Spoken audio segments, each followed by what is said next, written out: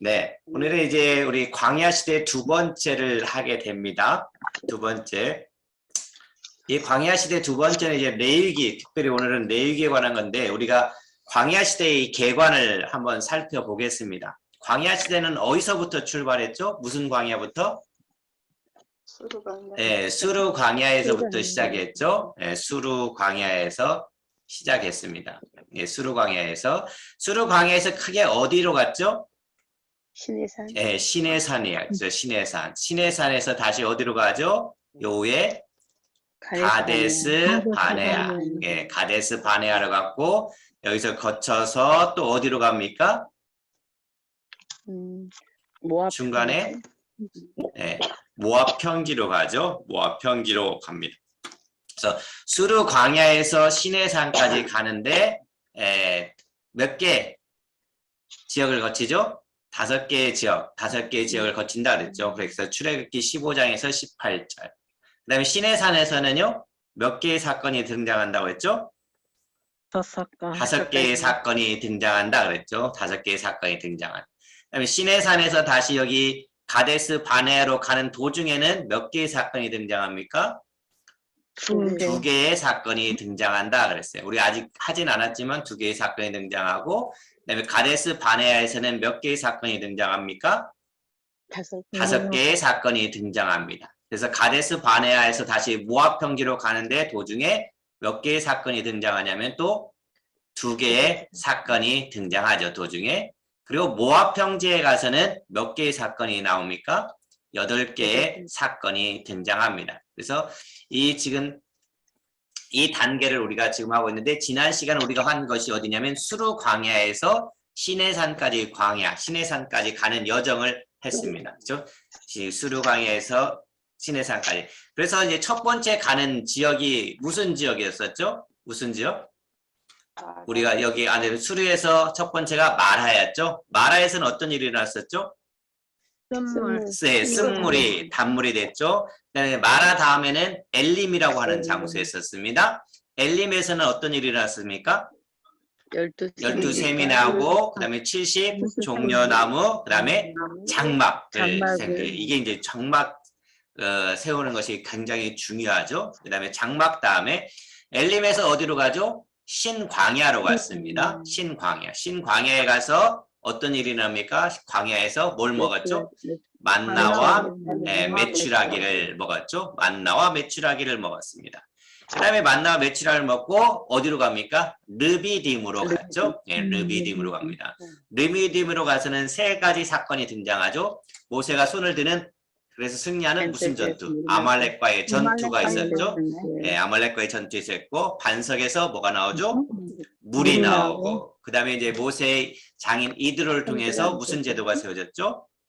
천부장 제도가 세워졌다 그랬습니다. 그리고 이제 우리가 시내산까지 갔는데 이 시내산까지 가서 5사건 중에서 우리가 첫 번째 뭘 했냐면 모세의 등반을 했습니다. 그렇죠? 모세의 4차례에 걸쳐서 등반을 했죠. 그래서 1차 때는 여호와의 강림하시고 근데 이제 잘 기억해야 될 것이 뭐냐면요. 오늘 이제 중요한 사건이 등장하는데 출애굽기 35장부터 40장까지 성막 지었잖아요. 성막을 짓고 나서 우리가 지난 시간에 우리가 성경을 읽었는데 다시 한번 읽어보겠습니다. 출애굽기 35장, 출애굽기 40장을 보세요. 출애굽기 40장, 출애굽기 40장 35절, 34절, 35절만 읽어도 되겠습니다. 34절, 35절 같이 한번 읽어보겠습니다. 시작. 구름이 40장, 출애굽기 40장 34절, 35절 시작. 구름이 회막에 덮이고 여호와의 영광이 성막에 충만하매 모세가 회막에 들어갈 수 없었으니 이는 구름이 회막 위에 덮이고 여호와의 영광이 성막에 충만함이었으며. 자, 여기서 보세요. 모세가 어디에 들어가지 못했대요? 회막에 들어가지 못했다고 그랬죠. 왜 들어가지 못했을까요? 구름이 덮고 여호와의 영광이 성막에 충만하고. 그렇죠. 그러니까는 하나님이 계속 어디에 있었냐면요. 지금 모세가 하나님을 만나러 어디로 올라갔었죠? 시내산. 그렇죠. 산으로 올라갔었어요. 그러니까 하나님은 지금 어디에 계셨어요? 해마. 산 위에 있었단 말이에요. 산 위에. 근데 그 산 위에 계신 하나님이 모세를 통해서 뭘 만들라고 한 거예요? 해마. 성막, 회막을 만들라 그랬잖아요. 그리고 그 성막에 누가 있겠다고 하는 거예요? 여호와. 네, 하나님이 그곳에 있겠다는 거예요. 그러니까는 하나님의 친히 뭐냐면은 이제 위에 계셨던 그분이 산 위에 있던 계셨던 그분이 이제 직접 그 성막에 지어놓고 그곳에서 이스라엘 백성들과 함께 하겠다고 말씀하시는 거잖아요. 그러니까 그러고 나서 이제 우리가 오늘 하게 된 것이 뭐냐면 레위기가 시작된단 말이에요. 성막을 다 완성한 다음에 레위기가 시작되는데 레위기 1장 1절 말씀을 한번 보세요. 레위기 1장 1절 말씀. 폈죠? 레위기 1장 1절. 시작. 여호와께서 회막에서 모세를 부르시고 그에게 말씀하여 이르시되. 자, 보세요. 아까 출애굽기에서는 모세가 회막을 다 지어놓고도 거기에 들어갔어요, 못 들어갔어요? 못 들어갔어요. 못 들어갔는데 이제 못 들어가고 있으니까 하나님이 지금 어디에 계시는 거예요, 지금? 여호와 하나님이 해마. 회막 안에 계시잖아요. 그러니까 회막 안에서 지금 뭐예요? 모세를 부르고 있는 거예요. 어디로? 야, 나 있는 회막으로 들어오라고 부르고 있는 거예요. 그것이 이제 레위기의 시작이에요. 그러니까는 하나님이 산 위에 계셨던 그 하나님이 지금 지상에 이제 내려오신 거죠. 그러면서 뭘 하냐면은 이런 것을 한 거죠. 하나님이. 야, 내가 너에게 지금 뭘 만들라고 한 거죠? 집을 지으라고 했잖아요. 네. 그러니까 하나님의 만나는 장소가 이제 시내산 정상에서 어디로 바뀌었어요? 하나님을 만나려면 어디로 가야 돼요? 해마. 그렇죠. 회막으로 바꿨단 말이에요. 그러니까 천하의 모세도 하나님의 부름을 받고서 비로소 회막에 들어갈 수가 있었단 말이에요. 마음대로 들어갈 수가 없어요. 그러니까 하나님이 오라 하니까 이제 그때서야 들어갈 수가 있단 말이에요. 이때부터 회막에서 하나님의 말씀을 이제 모세가 받게 되는 거잖아요. 그러니까 모세가 이때부터 하나님의 말씀을 받고 그 말씀이 바로 어떤 말씀이냐? 레위기 말씀이에요. 레위기 말씀. 그래서 출애굽기와 레위기는 계속해서 연이어 읽어야 하는 책이 바로 출애굽기하고 레위기예요. 따로따로 읽는 것이 아니라. 그렇죠? 그래서 하나님은 이제 회막에서 백성이 우선 무엇을 해야 하는지를 가르쳐줘요. 야, 너희들이 회막을 졌는데 그 회막에서 무엇을 해야 되는지 그것을 알려준 다음에 이 회막, 그러니까 사용법을 알려주는 거죠. 근데 백성이 회막에서 해야 될 일이 무엇일까요? 그것이 뭘까요? 제사죠. 그렇죠. 제사라고 하는 거였어요. 예배라고 하는 거예요. 그래서 레위기에서는 뭐에 대한 얘기를 시작하냐면 레위기 1장부터 27장까지 있는데 레위기로 간 데서 이 레위기에서는 바로 이것을 시작하는 거예요. 1장부터 7장은 제사에 관한 이야기를 시작해요. 무엇에 관한 이야기를 시작한다고요? 제사에 관한 이야기를 시작해요. 그래서 레위기는 크게 이제 두 부분으로 나눠요. 하나님께로 나아가는 길과 하나님과 교제하는 길로 나눠져 있는데 17장이 아주 중요한 장입니다. 속죄일이라고 하는 그것이 등장하는데 아주 굉장히 중요한 장이 바로 17장입니다. 레위기에서. 네. 그 다음에 이제 1장부터 7장까지는 제사법이 등장합니다. 제사법이 등장하죠. 제사법이. 그래서 이제 제사법이 등장하는데 1장, 7장, 그 다음에 8장에 10장은 제사장 위임식과 성결에 관한 것, 그 다음에 정결법, 속죄일이 바로 1장에서 17장까지 등장합니다. 그 18장에서 그러면 성적 부도덕과 사회 질서, 그 다음에 제사장의 재물의 성결, 절기, 순종과 불순종 이렇게 레위기를 구분할 수가 있어요. 그러면 한번 보세요. 레위기의 제사와 관련해서 우리가 이제 뭐 헷갈리는 부분들이 있어요. 도대체 왜 이렇게 다양한 제사들이 있을까? 그러니까 구약에 보면은 제사가 뭐가 있냐면은 우리가 이 레위기에만 등장하시 제일 먼저 나오는 번제라고 하는 것이 있어요.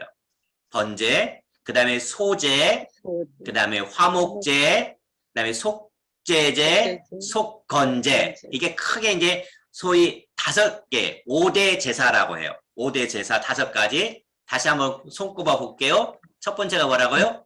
번제, 그 다음에 소제, 그 다음에 화목제, 그 다음에 속죄제, 속건제 이렇게 말하고 있어요. 그런데 또 성경을 읽다 보면 레위기를 읽다 보면 또 뭘로 끝나요? 제로 끝나는 것이 또 있어요. 뭐 이거 지금 말하는 번제, 소제, 화목제, 속죄제, 속건제 말고도 여러분 기억하는 게 뭐가 있을까요? 제로 끝나는 거. 무슨 제? 성경 읽을 때 거제, 요제, 예, 맞아. 뭐 전제, 화제 이런 것들이 있어요. 그렇죠? 그러니까 이런 것들은 뭐냐면 이 제자가 들어간다고 해서 모두 제사가 아니에요. 모두 제사가 아니라 5가지만 제사라는 거예요. 그래서 이 5가지 제사를 이제 여기에는 없지만 제가 잘 짧게 설명할 테니까 잘 기억을 하세요. 첫 번째는 무슨 제냐면 번제라고 하는 거예요. 번제. 번제는 뭐냐면 전체를 태워 모두 바치는 거예요. 번제가 뭐라고요? 전체를 네, 전체를 태워서 다 바치는 것이 번제예요. 그럼 소제는 뭘까요? 소제는 곡식, 유일한 곡식의 제사예요. 곡식의 제사. 그렇죠? 이게 소자가 바로 그런 것을 가리키는 거죠. 그 다음에 이제 화목제 있죠. 화목제는 뭐냐면 감사의 제사입니다. 감사의 제사. 아까 번제는 다 태워서 하나님께 드리는데 이 화목제는 다 드리는 것이 아니라 기름 덩어리만 하나님 앞에 태워서 드리고 나머지 고기는 사람끼리 나눠 먹는 거예요. 화목하는 거죠. 그러니까 한마디로 말해서 이것은 뭐냐면 잔치를 베풀 때 하는 거예요. 화목제는 내가 저 사람하고 고기를 같이 먹고 싶다. 그러면 무슨 제사 드리면 돼요? 화목. 네, 화목제 제사를 드리면 돼요.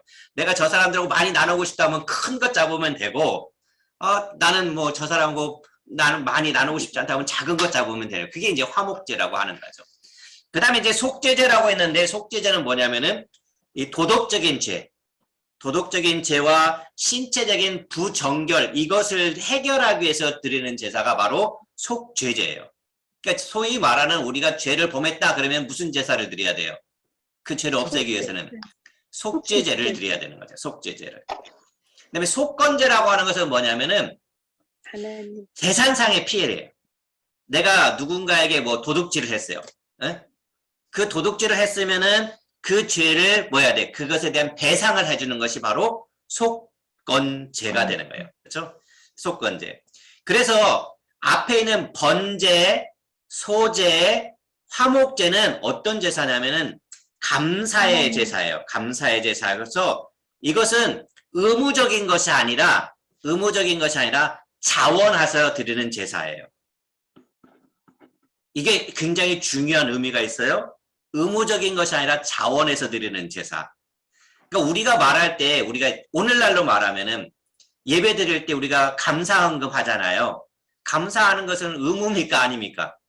아니에요. 아니에요. 자원해서 하는 거잖아요. 그렇잖아요? 그거예요. 그 제사가 바로 이 3가지 제사예요. 어떤 제사요? 번제, 소제, 화목제. 화목제. 그런데 이제 의무적으로 죄를 사하기 위해서 의무적으로 드리는 죄는 무슨 죄일까요? 그러면은 속죄제하고 속건제는 반드시 죄로 인해서는 반드시 드려야만 되는 제사예요. 그러니까 죄를 해결하기 위해서 반드시 의무적으로 드려야 되는 제사가 속죄제하고 속건제라고 볼 수가 있죠. 그렇죠? 네. 그 다음에 이제 여러분들이 뭐 거제란 말이 있는데 거제라고 하는 것은 들어서 올리는 것을 바로 거제라고 해요. 그러니까 재물을 이렇게 흔들어 올려서 드리는 제사를 바로 거제라고 해요. 올려드린다 할 때 쓰는 것을 바로 이게 우리가 이제 헌금을 뭐 한다고 봉헌한다 그러잖아요. 그것이 바로 올려서 드리는 제사가 거제라고 하는 거죠. 그다음에 요제라고 하는 것은 뭐냐면 흔드는 거죠. 흔드는 제사인데 흔들어 바친다라는 뜻이 되어 있죠. 그런데 한번 보세요. 이 유대에서 제사를 드릴 때 흔들어 바칠 만한 것이 뭐가 있어요? 막 소를 잡았으면 소를 흔들어서 바치려면 얼마나 힘들겠어요. 그렇잖아요? 그러니까 이 요제라고 하는 것은 뭐냐면은 이 성경 이제 영어로 번역할 때 이게 조금 그 요제란 말을 썼기 때문에 우리도 계속해서 그냥 요제로 흔들어서 드린다라는 뜻을 가지고서 이 요제란 말을 사용하고 있습니다. 그다음에 전제라고 하는 것이 있는데 전제는 붓는 제사예요. 붓는 거. 붓는 거냐면 이제 포도주나 이 곡주 같은 것을 바치는 술 제사가 바로 전제가 되는 거죠. 전제. 그래서 어떻게 보면 피를 이 제단에 뿌리는 것처럼 이 전제를 드리게 되는 거죠. 그래서 율법은 제단 불을 절대로 꺼트리지 말라고 했기 때문에 제단에다가 붓는 것은 아니죠. 그다음에 이제 화제라고 하는 것은 뭐겠습니까? 이 화제는 여호와께 향기로운 냄새니라 그랬어요. 태워서 드리는 거잖아요. 태워서 드리는 것이 화제가 됩니다. 그 다음에 이제 제사를 드릴 때 어떤 제물을 선택하느냐라고 하는 것을 보게 되는데 어떤 제물을 선택하냐면 첫 번째는 가축이어야 돼요. 뭐가 되어야 된다고요? 가축. 이 가축이라고 하는 것은 뭡니까? 굽이 갈라지고 색임질하는 정결한 짐승입니다. 소나 양이나 염소를 가리키는 거죠. 그러니까 가축이기 때문에 들이나 산에서 요행수로 잡은 것들은 될까요? 안 될까요? 안 돼요. 그러니까 여러분 한번 생각해 보세요. 여러분들이 지금 구약시대로 제사를 드린다고 한다면은 여러분 집에 뭐가 있습니까? 애완동물, 강아지가 있으면은 자기가 기른 강아지를 뭐 해야 되는 거예요? 제물로 드려야 되는 거예요. 네, 제물로 드려야 되는 거예요. 그렇잖아요? 그러니까는 들이나 산에서 나는 것은 아니란 말이죠. 근데 물론 오늘 우리가 수요 예배 때도 했지만 하나님이 아브라함을 통해서 이삭을 뭐라고 했죠? 번제로 드리라고 했잖아요. 물론 우리가 다음 주에 했지만 그 이삭 대신에 하나님이 준비한 게 뭐였죠? 양이잖아요. 그건 어디에 있었던 양일까요? 산양이겠죠. 산양. 물론 그런 아주 특별한 예외도 있겠지만은 원칙적으로는 가축입니다. 가축. 그 다음에 가난한 사람들을 위해서는 집 비둘기뿐만 아니라 아주 가난한 사람들을 위해서는 야생 짐승인 산 비둘기는 됐어요. 산 비둘기까지는 제물이 허용됐어요. 그 다음에 뭐 해야 하냐면 또 흠이 없어야 된다 그랬어요. 흠이 없는 것이 해야 된다고 그랬죠. 그 다음에 또 하나는 수컷이 많습니다. 수컷이. 그러니까 아주 작은 산 비둘기를 제외하고는 모든 짐승들은 다 수컷이었어요. 수컷. 그 다음에 이제 특별히 수컷이 아닐 때는 언제냐면은 아까 제사를 드리고 남은 곡식을 나눠 먹는 그런 제사를 무슨 제사라고 했죠? 화목제. 그러니까 화목제일 때는 암수 상관이 없어요. 암수 상관이 없고 다른 것들은 대체로 다 수컷이었어요. 근데 당시에 보면은 수컷이 비쌌을까요? 암컷이 비쌌을까요? 수컷이 비쌌겠죠. 수컷이 비쌌을까요? 왜요? 공짜네. 아닙니다. 암컷이 훨씬 비쌌습니다. 네. 암컷이 훨씬 비쌌어요. 왜 암컷이 비쌌냐면은 이 암컷은 새끼를 낳죠. 또 우유를 제공해 주잖아요. 네, 또 육질도 아주 좋대요. 그래서 이 암컷이 훨씬 비쌌습니다. 그러니까 계속해서 새끼를 낳을 수 있으면서 여간에서는 이 암컷은 매물로 내놓지 않습니다. 그런데도 하나님은 왜 제물로서 수컷을 우선시했을까요? 그것은 먹기 더 뜨짜고 새끼도 낳고. 이것은 어떤 특별한 의미가 있는 게 아니고 아니면 성경을 쓴 사람들이 아마 남자였기 때문에 어떤 그 고대 그 가부장적인 그런 습관 때문에 아마 그러지 않았을까 그런 생각을 해봅니다. 그러니까 뭐 꼭 그 의미는 없지만 그러니까 제사에서 시장 가치가 아닌 제의적인 가치가 적용됨을 우리는 기억을 해야 돼요. 그렇다면은 이제 우리가 레위기를 보면은 제가 고난주간 때 그 설교를 했던 것이 바로 이 레위기였잖아요.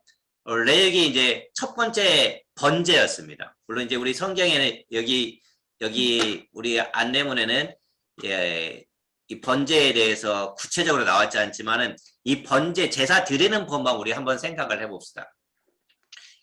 희생 짐승은 이제 마당에 제단 근처에서 잡는데 작은 가축인 양과 염소의 경우 도살 장소가 제단 북쪽에 정확히 이렇게 명시되어 있어요.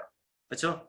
그러니까 레위기 1장 11절 말씀에 보면은 레위기 1장 11절은 그가 제단 북쪽 여호와 앞에서 그것을 잡을 것이요 라고 정확하게 나와 있어요.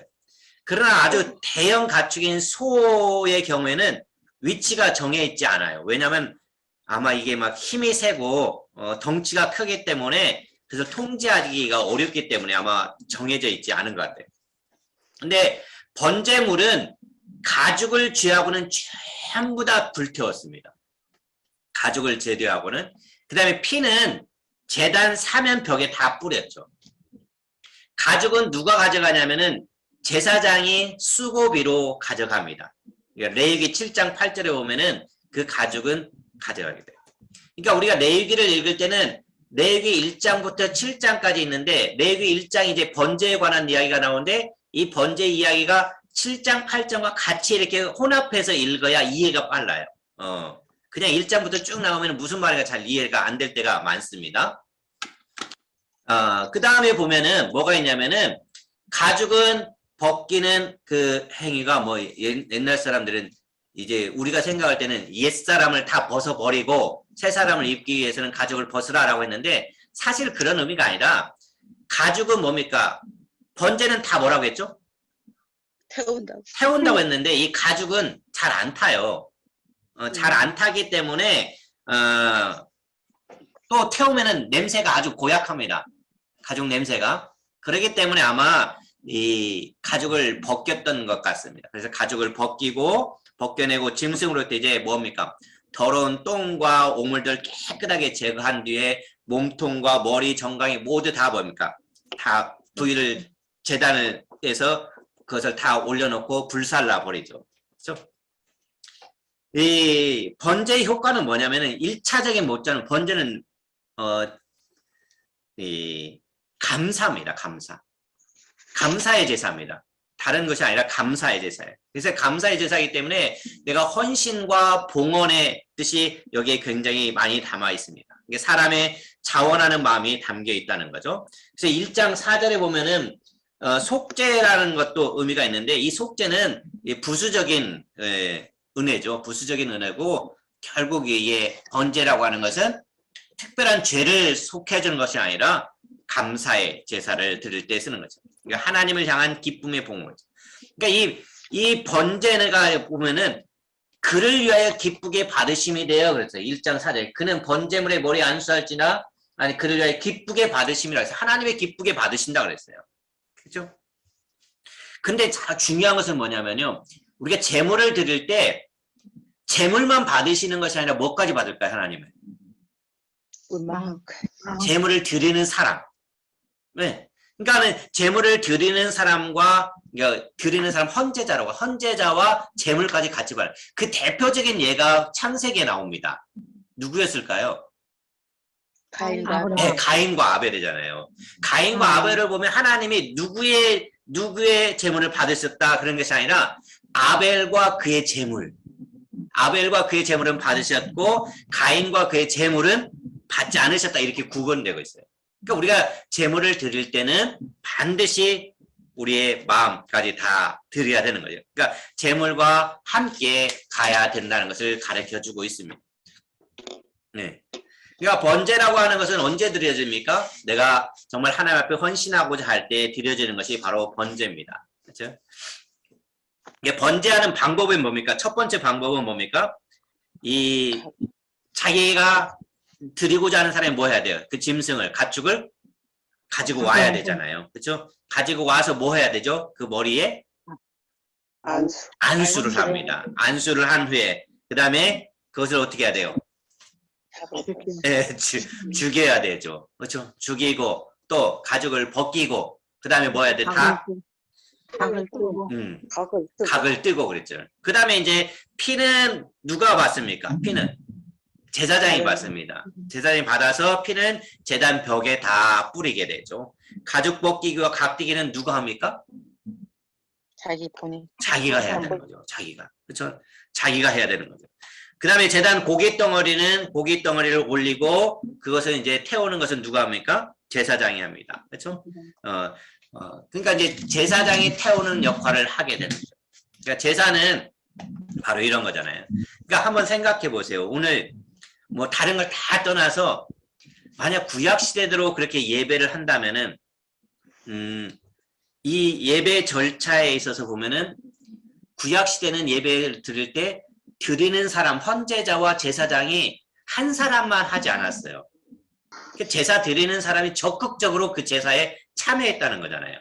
근데 오늘날은 어떻습니까? 우리가 예배 드릴 때 예배 드리는 사람이 적극적으로 참여합니까? 안 하죠. 그쵸. 수동적이죠. 수동적이잖아요. 다 여러분들 교회 와서 예배 드릴 때 어떻습니까? 저 혼자 다 하잖아요. 예, 저 혼자 사회 보고 기도는 물론 따로 있지만은 혼자 사회 보고 참 이게 힘들죠. 그러니까 각자가 다 그렇게 해야 되죠. 각자가 고백하고 각자가 해야 되죠. 그러니까 예배의 성공은 어떤 게 예배의 성공일까요? 함께한. 그렇죠. 이 목사나 우리 교육자들이 이것을 예배 준비를 완벽하게 잘 준비해 가지고 그것이 예배의 성패냐 그게 아니라 내가 정말로 거기에 동참하느냐 이게 예배의 성공의 열쇠가 되는 거잖아요.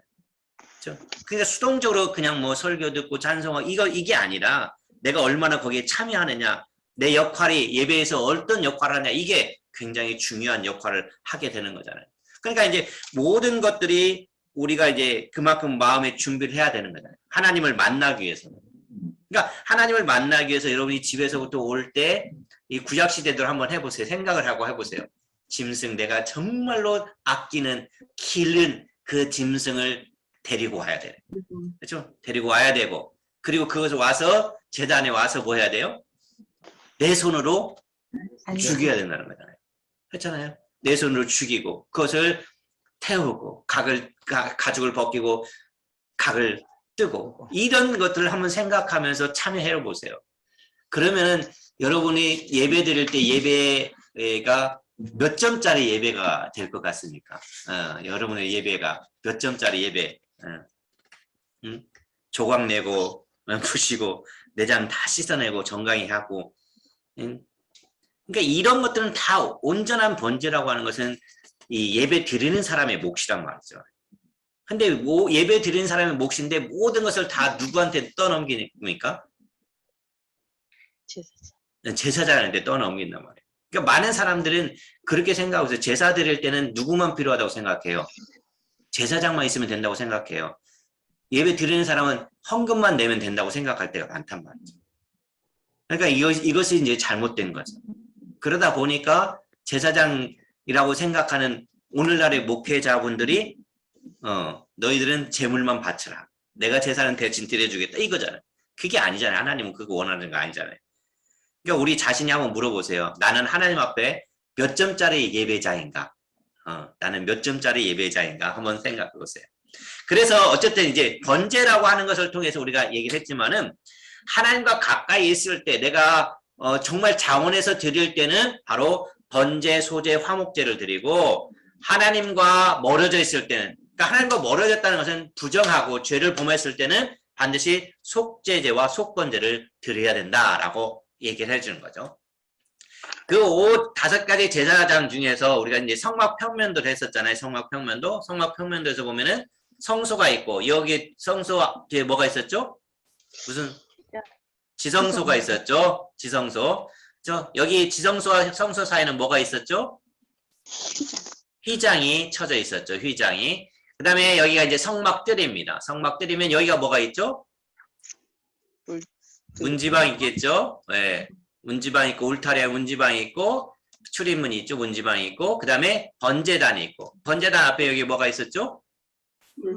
물두멍이 있었죠. 물두멍이. 네, 물두멍이 있었고 여 위에 이제 성소에 들어가면 두 개로 나눠지죠. 뭐가 뭘로 나눠지죠? 진설병과 금등대 또는 금촛대 이게 이제 여기에 들어가 있죠. 그 다음에 여기에는 뭐가 있습니까? 향단이 있죠. 단에다 올려놓고 태우는 거죠. 그러니까 이 제단 숯불을 꺼서는 안 된다는 거잖아요. 그래서 우리 옛날 어르신들은 이제 성전에서 기도의 불을 끄지 말자 해가지고 많이 그런 것들을 했어요. 이제 성전이라는 개념을 가지고 교회를 생각했습니다. 그 다음에 이 지성소가 여기에 이제 있었고 지성소 안에는 뭐가 있었죠? 언약궤가 있었단 말이죠. 그렇죠? 그러니까 여기서 이제 우리가 뭐냐면은 제사를 속죄제를 드린다 그죠. 속죄제를 드릴 때는 제사장은 속죄제를 때 수송아지로 드립니다. 수송아지로 드리고 그다음에 온 회중은 수송아지로 드릴 수가 있고 그다음에 족장은 숫염소 그다음에 일반 평민을 암양, 암염소로 드릴 수가 있는 거죠. 그렇죠? 여기까지 가서 이제 제사장은 향단 뿔에서 드리는 거고 향단 뿔이나 번제단 밑에서 드리고 그다음에 나머지 이 온 회중은 여기 여호와 제단 뿔에서 드리게 되고 번제단 밑에서 드리고 여기 이게 번제단 밑하고도 다 각각 다릅니다. 드리는 장소가 이 속죄제를 드리는 장소가 다 다르다는 것을 알 수가 있습니다. 이것이 이제 대표적인 성막에서의 제사 드리는 모형을 우리에게 가르쳐 주고 있습니다. 자, 이제 이 레위기가 바로 이제 1장부터 7장까지는 바로 이 제사법에 대한 것이고 그 다음에 이제 8장부터 10장까지는 뭐에 되면 제사장의 어떤 사람에 대한 제사장 유임식에 대해서 제사장은 자신을 위해 속죄제와 번제와 유임제를 드리고 이 백성들을 위하여 속죄제, 번제, 소제, 화목제를 드립니다. 그러니까 아론의 아들 나담과 아비후가 다른 불을 드리다가 이제 죽임을 당한 경우가 바로 여기에 등장하죠. 그래서 제사장을 어떻게 드려야 되는지, 제사장이 어떤 사람이고 어떤 옷을 입어야 되고 이 제사장에 대한 것들이 바로 8장, 9장, 10장에 등장하고 있습니다. 제사장은 자신을 위해서는 속죄제와 번제와 유임제를 드리고 백성들을 위해서는 속죄제, 소제, 화목제를 다 드릴 수가 있습니다. 그 다음에 이제 이 11장부터 15장까지는 정결법에 관한 이야기가 등장합니다. 11장은 음식에 관한 정결법이죠. 그 굽이 갈라지고 색임질 하는 짐승만 먹고 지느러미와 비늘이 있는 물고기는 먹으라고 했죠. 그 다음에 12장에서는 출산 후 결례에 대해서 남자애는 7일 동안 부정하고 여자는 14일 동안 부정하다는 거. 그 다음에 13, 14장은 문둥병에 관한 거죠. 제사장이 진단하죠. 그래서 이 예수님께서 이 누가복음에 보면은 10명의 문둥병자 중에서 문둥병자를 누구한테 보냅니까? 제사장한테 보내는 경우가 있어요. 그래서 그 중에 한 명만 돌아오잖아요. 그게 이제 여기 이제 문둥병이 제사장이 진단을 해야 됩니다. 야, 너는 이제 깨끗해졌다. 제사장이 진단한 그 규례에 관한 것이 바로 13, 14장이 된대요. 그 다음에 유출병에 관한 것이죠. 유출병은 생식기를 통해 정액이나 피 혹은 고름이 흘러나오는 것과 넓게는 월경과 정액을 방출하는 것도 포함됩니다. 그러니까 유출병에 관한 것도 15장에 등장합니다. 그러니까 이것은 뭐냐면은 하나님이 어떤 분이라고 말하죠? 하나님은 거룩한 분이에요. 거룩한 분. 그러니까 거룩한 분이기 때문에 이 세상은 어떻습니까? 우리가 거룩한 그 하나님을 만나려면 어떻게 해야 될까요? 우리도 거룩해야 되잖아요. 근데 우리는 거룩한 사람이 될 수 있어요? 없어요? 없잖아요. 그래서 어떤 것이 해야 돼요? 하나님 앞에 우리가 거룩함을 받으려면은 하나님께서 인정을 해줘야만 우리는 거룩한 사람이 될 수가 있단 말이에요. 그렇잖아요? 하나님께서 인정하지 않으면 우리는 거룩한 사람이 될 수가 없어요. 그래서 우리가 이 세상을 구별할 때 어떻게 구별하냐면 세상은 어떤 걸로 구별할까? 속된 것으로 많이 구분을 하거든요. 그 속된 것은 아니죠. 사실 세상이 속된 것이라고 하면 아니죠. 이거 이제 구별할 때 좀 우리가 생각해 보는 것이 뭐냐면은 하나님이 계시면은 우리가 있는 이 세상에서는 두 가지로 구별을 할 수가 있어요. 정결한 것과 부정한 것으로 구별될 수 있어요. 이 세상이 다 속된 것이 아니라 세상이 다 속된 것이 아니라 그렇기 때문에 항상 하나님께서는 어떤 사람을 만나냐면은 정결한 사람을 만나게 돼 있어요. 정결한 사람을. 그러니까 이 정결한 사람이 거룩의 단계로 올라가는 것이 필요한 거죠. 그러니까 여기에서 정결법이 굉장히 중요한 이유는 이 정결법대로 행해야만이 하나님을 만날 수 있는 길이 열리게 되는 거예요. 그러니까 부정한 사람은 하나님을 만날 수가 없는 거죠. 그렇죠? 그래서 이 레위기에는 바로 이 정결법이 반드시 들어가 있어요. 그래서 내가 거룩하니 너희도 거룩하라라고 레위기서에 등장하고 있는 말씀입니다. 그 다음에 이제 속죄일이라고 했는데 보세요. 자, 이스라엘 백성들이 쭉 살면서 제사도 많이 제사를 속죄제, 속건제 다 드렸어요. 그런데 이 죄를 지을 때 죄를 지었으면 매번 내가 매일같이 죄를 지으면 매일같이 뭘 드려야 돼요? 속죄제, 속건제를 드려야 되는 거잖아요. 그런데 어쩌다 못 드렸어요. 못 드렸으면은 그 못 드린 것을 1년에 한 번 딱 정했어요. 그것을 이제 속죄일로 정하는 거예요. 그 속죄일에 이스라엘 백성들의 모든 죄를 다 한꺼번에 뭐 하는 거예요? 사해 주는 거죠. 그러니까 하나님 얼마나 정말로 우리를 끔찍이 사랑하지 몰라요. 그러니까 이 속죄 1년 한 번 온 백성이 안식하면서 금식하는 건데 이때 이 제사 한 번으로 해서 이스라엘 백성들의 모든 죄를 단번에 다 없애준다는 거잖아요. 그게 바로 뭡니까? 예수 그리스도께서 십자가에 달려 돌아가심으로 말미암아 우리의 모든 죄를 단번에 씻어주는 것과 마찬가지예요. 이 속죄일이 그러니까 이스라엘 백성들의 이 속죄일이라는 것은 굉장히 중요한 의미를 담고 있는 거죠. 그래서 이 대제사장은 자신과 가문의 수송아지 희생을 드리고 백성을 위해서는 염소를 드리게 되는 것이 바로 이 속죄일에 드리게 되는 거죠. 이것에 대해서 뭐 자세하게 설명하려면 한이 없지만은 이제 이런 것들이 있다는 것을 좀 여러분들이 기억을 해주시면 좋을 것 같습니다. 그 다음에 이제 하나님과 이제 교제하는 길을 하나님과 이제 그러면 하나님이 거룩하니까 거룩한 사람이 살기 위해서는 어떻게 해야 되냐? 부도덕한 성행위 금지라는 거죠. 골육, 친척, 짐승 이런 것들과의 그런 성행위를 금지할 것을 얘기해줬고, 그 다음에 사회 질서에 대해서 얘기해줘요. 안식일법, 우상금지, 거짓 맹세, 공의로 재판하는 것, 공평한 추, 공평한 해바, 공평한 힘사용, 이웃을 내 몸같이 사랑하라. 그러니까 사회 질서에 대한 것들이 바로 18장, 20장에서 레위기에서 등장하고 있습니다. 그 다음에 이제 21장에서 22장은 육체적인 결함이 있는 자는 제사를 주관하지 못한다는 거잖아요. 부정한 제물은 사용할 수 없다는 거잖아요. 그래서 제사장과 제물의 성결에 대해서 이야기를 해주고 있습니다. 그 다음에 이제 23장부터 25장은 절기에 관한 것이 나옵니다. 유월절, 오순절, 장막절이 3대 절기라고 했잖아요. 3대 절기라고 했습니다. 그 다음에 이제 25장에서는 희년이라고 하는 것이 등장합니다. 희년. 희년은 몇 년 만에 오는 걸까요? 50년. 네? 50년. 50년마다 오는 거죠. 77에 49 다음에 50년째가 바로 희년입니다. 그렇죠? 희년은 모든 것이 다시 새롭게 되는 것이 바로 희년입니다. 그렇죠? 이 절기가 유월절, 오순절, 장막절이 있다는 것이죠. 그 다음에 이제 26장, 27장에서는 뭐랍니까? 순종에 대한 축복과 불순종에 대한 징벌이 등장하게 됩니다. 그러니까 이 레위기에서 보면은 굉장히 중요한 것이 뭐냐면은 거룩이라고 하는 단어를 굉장히 중요하게 여기는 거죠. 거룩.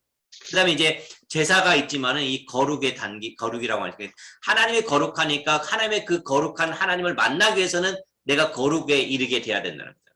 그렇죠? 그러니까 우리가 예배 드리는 것이 왜 예배 드릴까요, 그러면은? 그렇죠. 거룩함을 유지하기 위해서 드리는 거잖아요. 하나님을 만나기 위해서는. 아까 처음에 얘기했듯이 모세가 회막에 들어갈 수가 없었단 말이죠. 왜 들어갈 수 없어요? 거기에 거룩한 하나님이 계시기 때문에. 그러니까 하나님께서 모세를 불렀잖아요. 그러니까 그 거룩을 인정해 준 거예요. 그때만이 만날 수가 있어요. 그렇지 않으면은 만날 수가 없어요. 속죄일에도 마찬가지예요. 제사장이 제사를 드릴 때 자기가 거룩하지 못하면은 그 제사장이 제사 드리러 가서 거기서 죽어요. 그렇기 때문에 이 레위기에서는 특별하게 우리가 기억해야 될 것이 어떤 단어라고요? 거룩이라는 단어를 꼭 기억해 주시기를 바랍니다. 그래서 사위가 결속을 했고 하나님께 나갈 때는 사위가 결속을 했고 사제기 불 사제기 불 그렇죠?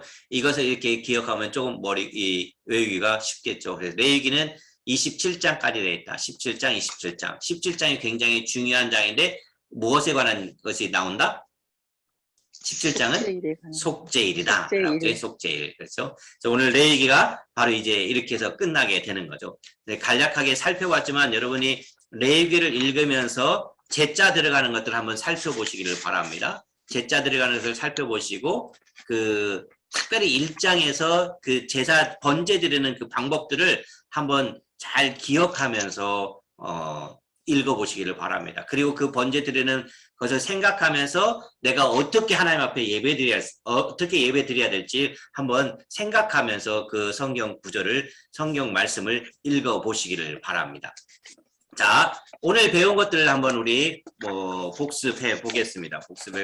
테스트를 해 보겠습니다. 이제 시내산에서 이제 5가지 사건이 일어난다고 했잖아요. 모세가 등산했고, 그 다음에 성막을 만들었고, 그 다음에 이제 레위기가 세 번째로 등장하잖아요. 그 세 번째 주제 레위기인데, 하나님께로 뭐 하는 것이었죠? 하나님께로 나아가는 길이었죠. 하나님께로 나아가는 길. 그 다음에 여기는 하나님과 무슨 뭐 하는 길? 교제하는 길이었죠. 하나님과 교제하는 길. 그래서 하나님께로 나아가는 레위기 몇 장부터 몇 장이요? 1장에서 17장까지죠. 여기는 하나님과 교제하는 길은 18장부터 27장까지죠. 그 다음에 1장부터 7장까지는 뭐에 관한 것이었죠? 제사법이죠. 제사법에는 몇 가지가 있었죠? 5가지. 무슨 제사가 있었습니까? 언제 언제, 소제, 화목제, 속죄제, 속건제. 예, 5가지가 있었다. 그 다음에 8장부터 10장까지는 무엇에 관한 내용이었을까요? 제사장 위임식, 예, 위임식과 성결에 관한 것이었죠. 그 다음에 11장부터 15장까지는 무슨 법? 정결법. 네, 정결법. 그죠? 그러니까 이 예수님이 그 복음서에도 이 정결법 이야기가 등장하잖아요. 유대인들과의 대화에서 이 정결법 이야기가, 그러니까 유대인들과 예수님이 싸울 때 굉장히 이 율법이라고 하는 것이 바로 여기 있는 것들이잖아요. 이 정결법이라든지 안식일법이라든지 이런 걸 가지고 굉장히 다투셨죠. 논쟁을 하셨죠. 그다음 16, 17장은 무슨 일이라고 했죠? 무슨 일? 속죄일. 그죠? 속죄일. 그다음에 18장부터 20장까지는 무슨 도덕, 무슨 부도덕이죠? 성적인 부도덕. 그죠? 성적인 부도덕과 무슨 질서? 사회 질서에 대한 것이었죠. 그 다음에 21장, 22장은 제사장과의 재물의 뭐 성결. 그렇죠? 그렇죠? 그러니까 여기 보세요. 1장, 7장은 제사법이죠. 18, 20장은 성적 부도덕과 사회 질서잖아요. 이거 이제 해결해야 되잖아요. 제사로 해결되잖아요. 그 다음에 두 번째가 이제 제사장에 관한 거죠. 여기도 제사장에 관한 거죠. 그렇죠? 21장, 22장. 그 다음에 정결법이죠. 여기는 그럼 뭘까요? 정결법은 절기와 관련되고, 속죄일은 뭘로 나눠져? 이제 순종과 불순종으로 구별되게 됩니다. 그러니까 레위기가 이제 전체적으로 이와 같이 정리가 될 수가 있습니다. 1장부터 27장까지요. 그래서 오늘 여기까지 우리가 레위기를 살펴보았습니다. 네, 살펴봤고, 레위기를 살펴봤고, 이제 다음 시간에는 뭐에 대한 것을 하냐면은, 이 레위기 다음에는 뭐가 나오면, 첫 번째 이제 인구조사가 등장하는 게 민수기로 들어가게 됩니다. 그래서 오늘 우리가 공부한 것 가운데 레위기 1장부터 27장까지가 이제 숙제가 되겠습니다. 레위기 몇 장부터요? 1장부터 27장까지 숙제로 읽어오시기를 바랍니다. 그렇죠?